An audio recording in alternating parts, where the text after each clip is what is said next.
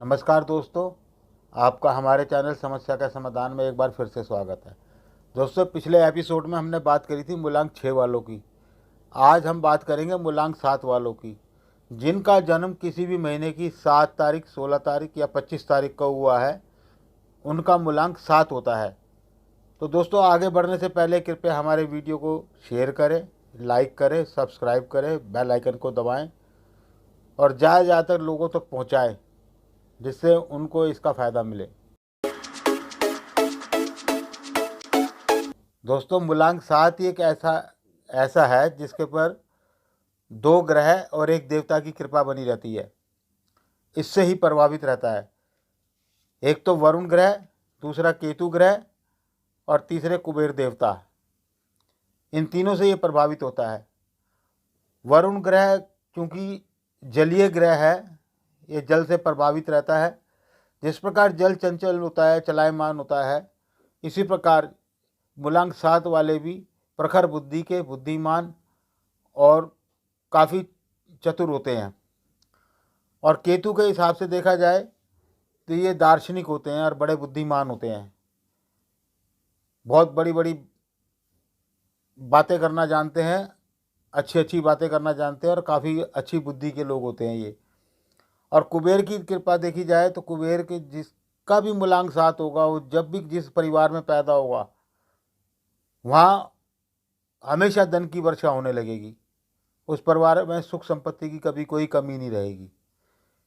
या फिर जहाँ पे वो विवाह होके जाएगा या विवाह होके आएगा जिस परिवार के अंदर, उन परिवारों में धन वर्षा होने लगेगी और खूब सुख संपत्ति का वहाँ पर वास हो जाएगा। ये इस मूलांक 7 वालों के साथ खास बात है ये। और जलीय होने के कारण जो है, ये चंचल बुद्धि के, प्रखर बुद्धि के होते हैं।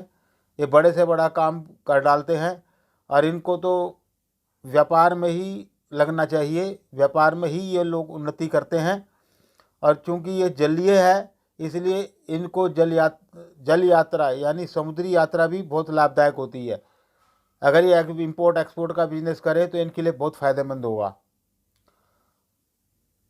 और केतु के हिसाब से देखा जाए तो ये दार्शनिक होते हैं। दार्शनिक मतलब ये होते हैं कि ये अच्छी अच्छी बातों का ज्ञान इन्हें होता है।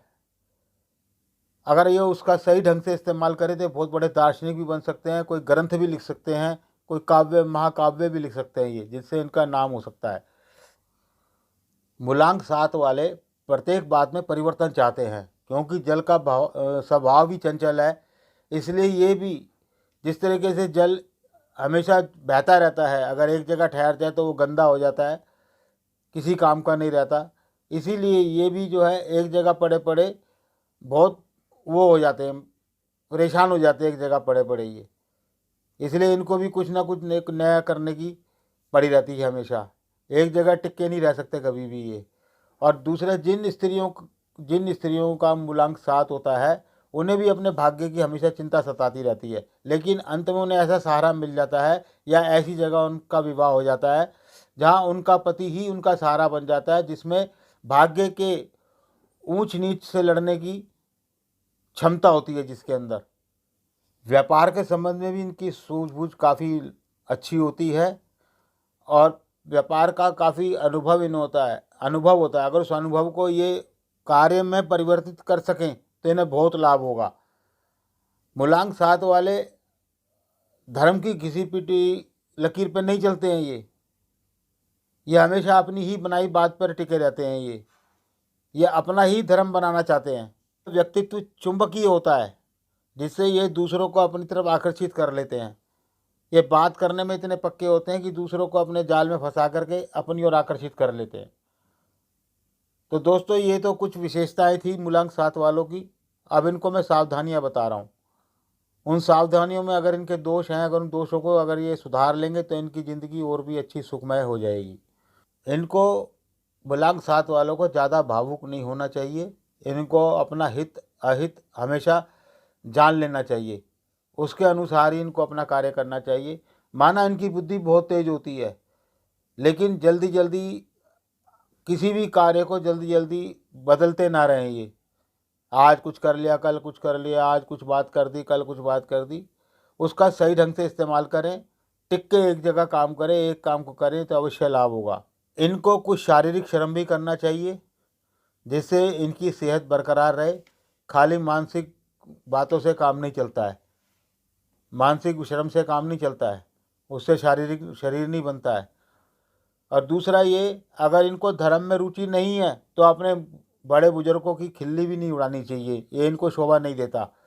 मूलांक 7 वालों में इतनी प्रतिभा होती है कि दूसरों पर आश्रित नहीं रहना चाहते या अपना ही स्वतंत्र का कुछ करना चाहते हैं, स्वतंत्र कारोबार करना चाहते हैं।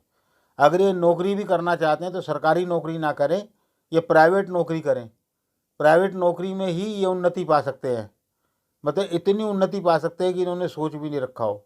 और आगे ये है कि ये अपनी पत्नी की अवहेलना ना करें, अपनी बुद्धि या मौलिकता के मद में इतने चूर ना हो कि उसको पत्नी की अवहेलना ही करते रहें, उसका कुछ समझना ही छोड़ दें। ये पत्नी ही एक ऐसी है आपके साथ जो आपके घर के झंझटों से मुक्त रख सकती है। आप सिर्फ अपने काम पे ध्यान दीजिए, बेकार की व्यर्थ की बातों में समय ना नष्ट करें। अगर आप स्त्री हैं तो अपने पति की अवहेलना ना करें, ऐसा कोई कार्य ना करें जो आपके वश में ना हो। और दूसरा ये कि खान पान का ध्यान रखें, आपको हमेशा पेट की समस्या बनी रहेगी, मंदाग्नि, कब्ज़ वगैरह इस तरीके के विकार आपके पेट में बने रहेंगे। दोस्तों ये तो थी कुछ सावधानियाँ। अब मैं आगे बताना चाहूँगा कि मूलांक 7 वालों के लिए कौन सा रत्न सजेस्ट किया जाता है। इनके लिए है लहसुनिया। बात वही आती है घूम फिर के, रत्न के मामले में मैं कुछ नहीं कहूँगा, आपकी मर्जी पहने, आपकी मर्जी मत पहने, लेकिन मैं तो यही कहूँगा लहसुनिया की जगह 2 रुमाल रखें, या तो हल्के हरे रंग का या सफ़ेद रंग का। अगर सफ़ेद रंग का मिल जाता है तो भी अच्छा है, अगर हल्के हरे रंग का मिल जाए तो और भी अच्छा है। अगर वो भी ना मिले तो आप सफ़ेद या हरे रंग का डोरा अपने हाथ पे बांध लें, ये भी आपको बहुत फ़ायदा करेगा। और दूसरे, नरसिंह भगवान का एक चित्र ले आएँ अपने घर के अंदर सुंदर सा, उनकी सवेरे शाम पूजा करें। हो सके तो मंगलवार को व्रत करें, ये आपके लिए बहुत ही शुभकारी रहेगा। तो दोस्तों ये थी मूलांक 7 वालों के बारे में बातें। अब मैं आज का टिप्स आपको देना चाहता हूँ। बहुत से घरों में मैंने देखा है कि रात के समय जो है झूठे बर्तन सिंक के अंदर छोड़ देते हैं, भाई सवेरे साफ़ कर लेंगे। दोस्तों ये बहुत गलत बात है, रात को झूठे बर्तन सिंक में ना छोड़ें, उनको साफ़ करके धो के रखें। और सबसे मुख्य बात यह है कि घर का जो तवा होता है जिसके ऊपर रोटी सेकी जाती है, उसको भी खुला छोड़ देते हैं ऐसी।